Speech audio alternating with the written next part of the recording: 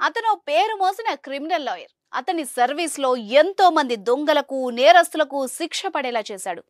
ఆయన వాదిస్తే కొంతమంది నేరగాళ్లు హడలెత్తిపోతారు. కానీ ఇప్పుడు ఆ న్యాయవాదికే షాక్ ఇచ్చారు దొంగలు.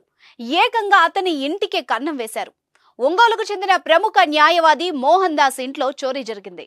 ముందు రెక్కి నిర్వహించిన దొంగలు ఎవ్వరూ లేరు అన్న విషయం గ్రహించి ఆదివారం అర్ధరాత్రి దోచేశారు. అన్ని రకాల చర్మ సమస్యలకు శాశ్వత పరిష్కారం ఈ శ్రీత 9281458181.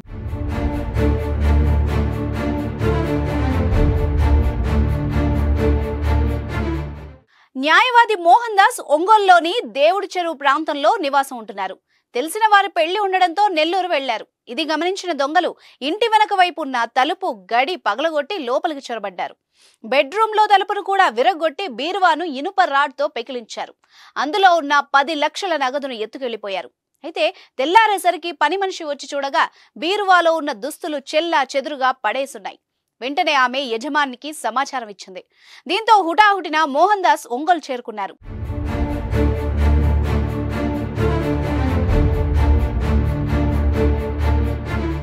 ఇంట్లో నగదును మాత్రమే తీసుకెళ్లిన దొంగలు బంగారాన్ని మాత్రం ముట్టుకోలేదు.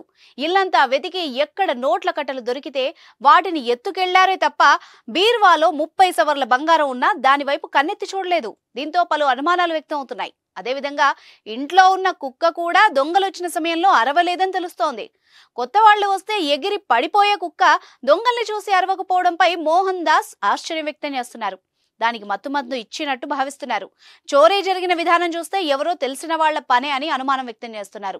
దొంగతనంపై ఫిర్యాదు అందుకున్న ఒంగోలు 1 టౌన్ పోలీసులు కేసు నమోదు చేసి దర్యాప్తు చేస్తున్నారు. సంఘటనా స్థలంలో పోలీసులు కీలకమైన ఆధారాలు సేకరించారు. చోరీ జరిగిన ఇంట్లో క్షుణ్ణంగా పరిశీలించారు. నిందితుల కోసం గాలిస్తున్నారు.